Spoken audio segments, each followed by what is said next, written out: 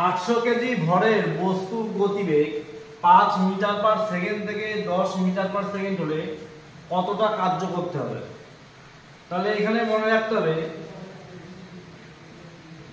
কার্য সমান সমান গতিশক্তির পরিবর্তন। গতিশক্তির পরিবর্তন, ঠিক আছে?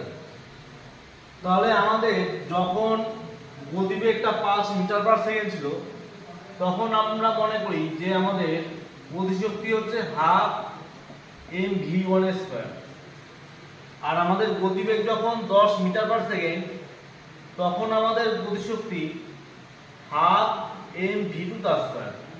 তাহলে গতিশক্তির পরিবর্তনটা কি হবে? আমাদের এই বড় যেটা হবে আমাদের গতিশক্তি যেটা বেশি হবে তার থেকে আমাদের গতিশক্তি যেটা কম সেটা বিয়োগ করতে হবে, তাহলে বুঝতে পারবো।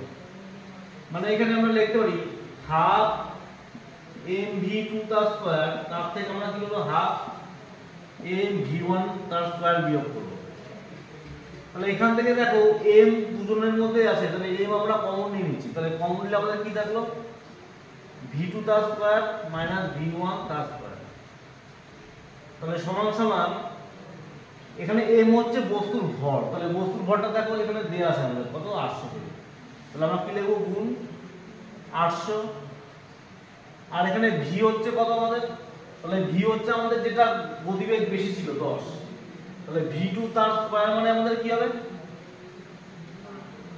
10 এর স্কয়ার 100, আর v1 কোনটা যেটা আমাদের গতিবেগ কম ছিল যে 5 মিটার পার সেকেন্ড, তাহলে 5 এর যদি আমরা স্কয়ার করি তাহলে আমাদের হবে কত 25। তাহলে এখান থেকে আমরা লিখতে পারি কি হাফ ইনটু 800 ইনটু 75, ঠিক আছে? তার মানে এখানে যদি আমরা ক্যালকুলেশন করি তাহলে আমাদের আসছে কত এটা, ঠিক আছে? এটা আমাদের শক্তির একক কি জুল, তাহলে 30,000 জুল, বা এটা আমরা এভাবে লিখতে পারি 30 কিলো জুল, ঠিক আছে?